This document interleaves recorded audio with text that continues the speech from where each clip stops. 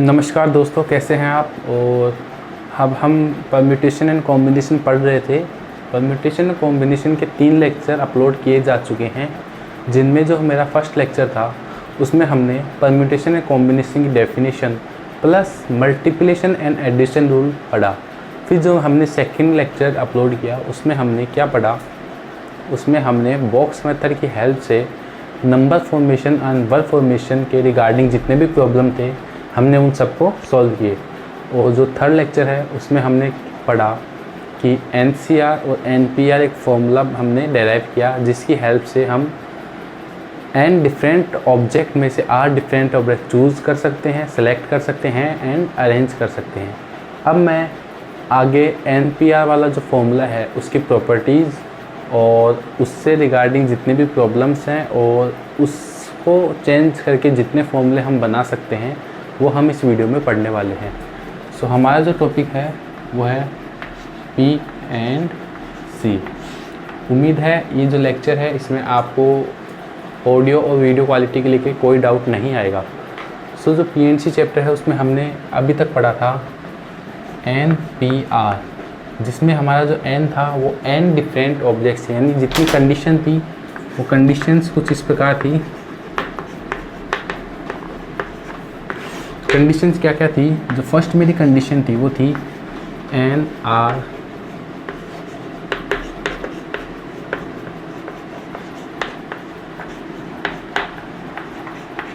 Different object. जो number of object थे वो अब तक हम जितने ले रहे थे वो सारे क्या थे, डिफरेंट थे। फिर जो सेकंड हमारी कंडीशन थी वो ये थी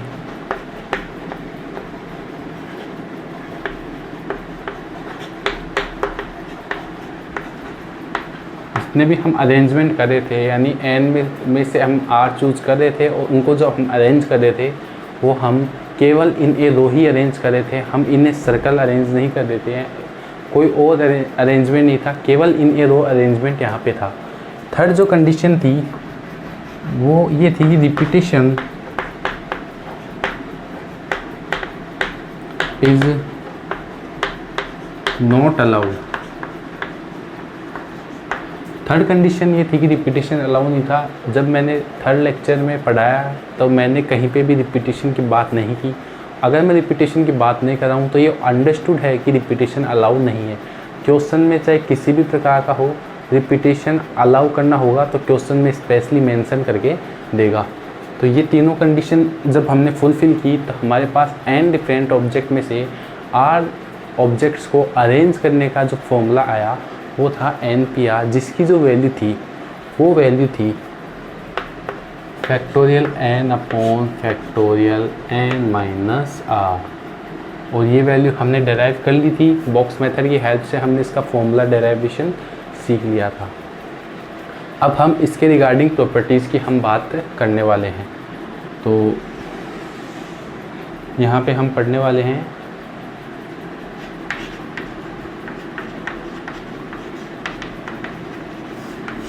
प्रॉपर्टीज़।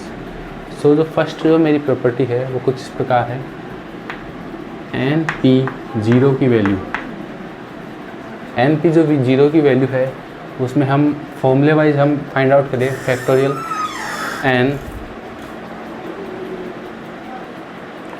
तो NP0 की वैल्यू थी वो हम फॉर्मूले से कैलकुलेट कर रहे थे।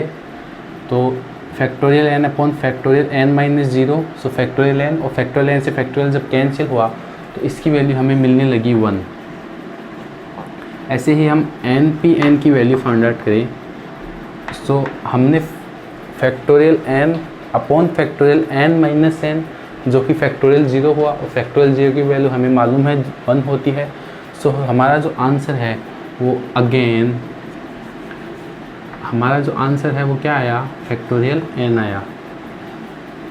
देखिए ये नीचे फैक्टोरियल 0 बना और ऊपर फैक्टोरियल n बना, और factorial n upon factorial 0 equal two factorial n। और इसको हमने किसके इक्वल लिखा, NPn माइनस 1।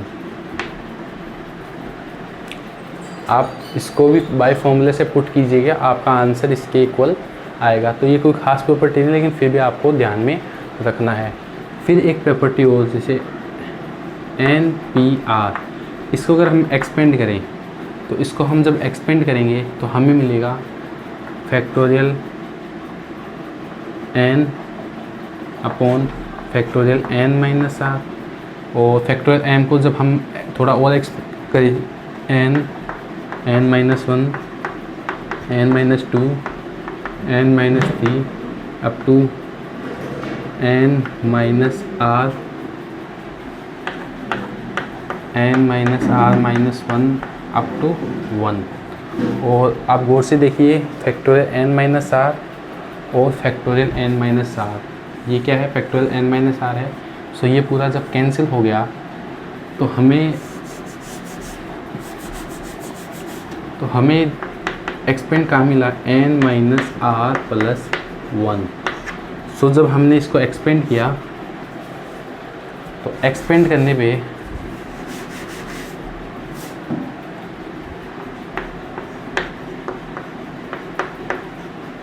जब हमने इसको एक्सपेंड किया तो हमारा एक्सपेंशन कहाँ आया, n minus 1, n minus 2, n minus 3 up to n minus r plus 1 तक ये एक्सपेंड होता चला गया। तो इसको हमने इस प्रकार भी लिख दिया। तो ये सब प्रॉपर्टीज़ हैं, ये आपको लर्न होनी चाहिए। अब बार बार हम इसको डेराइव नहीं करेंगे। क्वेश्चन में प्रॉपर्टीज़ का इस्तेमाल काफ़ी बार आता है, चाहे एयरफोर्स हो, चाहे नेवी हो, चाहे जेई हो, चाहे एडवांस हो। अगर आपको प्रॉपर्टीज़ आती हैं तो आपका टाइम कैलकुलेशन काफ़ी कम हो जाता है। फिर जो अगली प्रॉपर्टी है वो कुछ इस प्रकार है, अगर सब P r minus 1 plus n minus 1 P r equal to n P r। देखिए जितने भी मैं प्रॉपर्टीज दे रहा हूँ उनका सबका डेरिवेशन आप यहाँ से कर सकते हैं। एक्चुअल में मेन जो फॉर्मूला है वो हमारा ये वाला फॉर्मूला है। फिर आगे एक प्रॉपर्टीज और है, ये ज़्यादा इंपॉर्टेंट प्रॉपर्टी नहीं है लेकिन कई बार यूज़ आ जाती है। और आगे जो प्रॉपर्टी है वो काफ़ी इम्पोर्टेंट है, N P R upon N P R minus 1 equal to N minus R plus 1। तो ये जो प्रॉपर्टीज़ हैं आपको याद होनी चाहिए और मैं उम्मीद करता हूँ कि आप इन्हें याद करेंगे और बार बार लिख के इनको याद करेंगे ताकि आपको जब आप क्वेश्चन करें तो उनमें आपको प्रॉपर्टीज़ साफ साफ नज़र आ सके। आगे हम बात करते हैं कि कितने प्रकार के फॉर्मूलेज हम बना सकते हैं।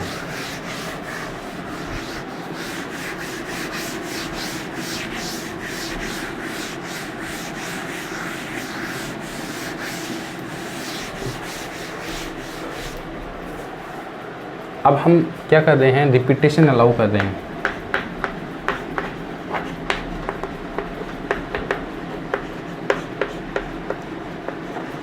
रिपीटेशन जब मैंने अलाउ किया तो उसका फ़ायदा क्या हुआ रिपीटेशन अलाउ करने का, तो बॉक्स मेथड की हेल्प से मैं सिर्फ फॉर्मूला डिराइव करने वाला हूँ। तो हमने कितने बॉक्सेस बनाई, हमने आर बॉक्सेस बनाई। ये आरथ बॉक्स है, ये हमारा फर्स्ट बॉक्स है, ये हमारा सेकंड बॉक्स है और ऐसे करते हमने आर बॉक्स बनाए। तो हमें एन डिफरेंट ऑब्जेक्ट, अभी ऑब्जेक्ट्स क्या हैं, डिफरेंट है। तो क्वेश्चन में हमने केवल कितना चेंज किया है कि पहले हम जो कर रहे थे रिपीटेशन अलाउ नहीं था, जब एन डिफरेंट ऑब्जेक्ट में से आर डिफरेंट ऑब्जेक्ट को क्या कर रहे थे, अरेंज कर रहे थे इन ए रो। अब सेम क्वेश्चन है, हम इन ए रो अरेंज कर रहे हैं, एन डिफरेंट ऑब्जेक्ट है, उनमें से आर चूज़ करने हैं। लेकिन अब की बार क्या है, रिपीटेशन क्या है, रिपीटेशन अलाउ है। तो रिपीटेशन अलाउ करने का बेनिफिट क्या हुआ, जो फर्स्ट बॉक्स है उसको फिल करने का नंबर ऑफ वेज एन, फिर जो सेकंड बॉक्स है उसको फिल करने के नंबर ऑफ वेज एन, ऐसे जो हमारा आरथ बॉक्स है उसको फिल करने के नंबर ऑफ वेज कितने, एन। सो टोटल जो हमारा आंसर आया वो आया एन की power R, N into R time, और ये कितना हुआ, एन की पावर आर। जब हमने रिपीटेशन अलाउ कर दिया तो नंबर ऑफ अरेंजमेंट कितना आया, एन की पावर आर। अब हम केसेस बनाते जाएंगे और आगे से आगे सोल्व करते जाएंगे।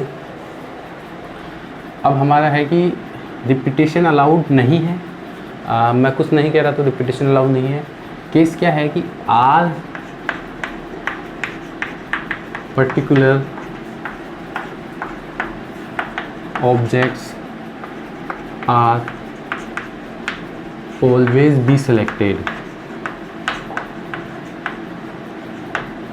आर के लीजिए, आप ए ले लीजिए, ए ऑब्जेक्ट आपको ऑलरेडी सेलेक्ट करनी है, यानी ए ऑब्जेक्ट तो आनी चाहिए।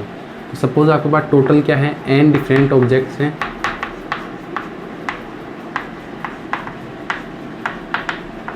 रिपीटेशन आपको फिर इन ए रो करना है और रिपीटेशन अलाउ नहीं है।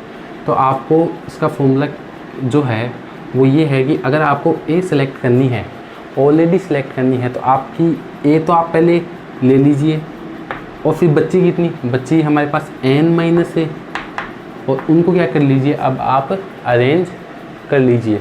और जब आप अरेंज करेंगे तो पी आर माइनस ए, ये हमने अरेंज कैसे किया कि n-a हमारे पास क्या है, हमें ए तो ऑलरेडी सिलेक्ट कर ली, सो बच्चे कितने हमारे पास n-a और उनमें से हमें r-a लेना है, क्योंकि टोटल तो हमें r ही सिलेक्ट करने हैं। ए पहले सिलेक्ट कर लिए और r-a हम अब सिलेक्ट कर रहे हैं, तो दोनों का एडिशन कितना आएगा, टोटल r आएगा, यानी r ही सिलेक्ट हुए हैं। और जो a है उनको हम क्या कर देंगे, अरेंज कर देंगे फैक्टोरियल a, और फिर हम इन दोनों को मल्टीप्लाई कर देंगे, तो हमारा नया फॉर्मूला डेराइव हो जाएगा, यानी factorial a into n-a P r-a। Actual में हमने किया गया है n-a में से पी r-a ले लिए और हमने जो a है उनको क्या कर दिया, बॉक्सेस में डाल दिए, तो हमारे a क्या है, ऑलवेज भी इंक्लूडेड, यानी ऑलवेज हमारे आंसर में आ चुके हैं। तो मल्टीप्लिकेशन रूल से दोनों काम करना नेसेसरी था, तो बीच में मल्टीप्लिकेशन का साइन आ गया जब ए पर्टिकुलर ऑब्जेक्ट क्या थे, ऑलवेज भी सिलेक्टेड थे। अब क्वेश्चन में थोड़ा चेंज कर दूँ कि A particular objects are never be selected. अगर ए पर्टिकुलर ऑब्जेक्ट सेलेक्ट ही नहीं करने हैं आपको, तो केस सेम है, रिपीटेशन अलाउ नहीं है, अरेंजमेंट इन्हें रो करना है और टोटल नंबर ऑफ ऑब्जेक्ट क्या है, डिफरेंट है। जब ए पर्टिकुलर ऑब्जेक्ट अगर सेलेक्ट ही नहीं करने, तो सेलेक्ट नहीं करने तो आप क्या कीजिए, आपको लेने कितने हैं, आर लेने हैं, तो टोटल में से आप ए हटा दीजिए। टोटल हमारे पास कितने थे, एन में से आपने क्या किया, ए सब्ट्रैक्ट कर दिया। अब जो बचे हुए हैं उनमें से आप क्या कर लीजिए, आर क्या कर लीजिए, अरेंज करनी है। अब देखिए हमें अरेंज तो टोटल आर करने थे, तो आर अरेंज हो गए हैं और ए जो ऑब्जेक्ट हैं जो सेलेक्ट नहीं करने थे वो भी हट चुके हैं। तो हमारा आंसर क्या आया, n-a पी आर, और इसकी वैल्यू आपको पता है, इस फॉर्मूले से आप फाइंड आउट कर लेंगे। तो ऐसे हम केस बनाते जाएंगे और आगे से आगे सॉल्व करते जाएंगे। सपोज़ ऐसे कह दिया जाए कि m ऑब्जेक्ट्स क्या हैं, पर्टिकुलर सेम आएंगी, यानी a ऑब्जेक्ट ले लीजिए आप, a objects are always together. अगर बोला जाए कि a ऑब्जेक्ट हमेशा टुगेदर होंगे, तो इसको हम बॉक्स मेथड की हेल्प से डेराइव करने वाले हैं। सो हमारे पास टोटल ऑब्जेक्ट कितनी हैं, n, अरेंजमेंट इन्हें रो करना है, रिपीटेशन अलाउ नहीं है, तो n ऑब्जेक्ट्स हैं, उनको हमें, उनमें से हमें a ऑब्जेक्ट्स क्या करने हैं, हमेशा टुगेदर रखने हैं। टुगेदर रखने हैं तो हमें टोटल सेलेक्ट कितने करने हैं, टोटल r करने हैं। r करने हैं तो हमने पूरे कितने बॉक्सेस बनाए, r, उनमें से ये हमारे टोटल ऑब्जेक्ट्स हैं a, और बच्चे कितने हैं, r-a। देखिएगा r-a और a, अब टोटल कितने हो गए, हमने बॉक्सेस r बनाए हैं। और टोटल डिफरेंट ऑब्जेक्ट कितने हैं हमारे पास, n। इसको किस प्रकार सोल्व करें कि आप पहले n में से क्या कर लीजिए, r चुन लीजिए, यानी n डिफरेंट ऑब्जेक्ट्स में से r डिफरेंट ऑब्जेक्ट को क्या कर लीजिए, चुन लीजिए। और फिर उनको अरेंज करने का जो तरीका है वो ये है कि पहले जो a हैं, जो अपने क्या बोले टुगेदर आने वाले हैं, साथ आने वाले हैं, उनको अरेंज कर दीजिए, फैक्टोरियल a। अब कितने बॉक्सेस बने, बॉक्सेस कितने बने, r-a और एक बॉक्सेस कौन सा, a वाला बॉक्सेस, तो कितने हुए, r-a प्लस 1। तो आपका आंसर आया NCR फैक्टोरियल a और इनटू में फैक्टोरियल r-a प्लस 1। तो इस प्रकार के फॉर्मूले आपने डेराइव किए हैं और हम ऐसे NCR में भी डेराइव करेंगे, जो कि हमारी नेक्स्ट वीडियो होगी। उम्मीद करता हूँ कि वीडियो आपको अच्छी लगी होगी, तो लाइक कीजिए हमारे चैनल को, अपने दोस्तों को शेयर ज़रूर कीजिए और सब्सक्राइब कीजिए हमारे चैनल को, बेल आइकन ज़रूर दबाइएगा। और हमें कोई भी आपको डाउट हो, कोई भी आपको टॉपिक समझना हो तो हमें कमेंट करके हमें ज़रूर बताएं। धन्यवाद।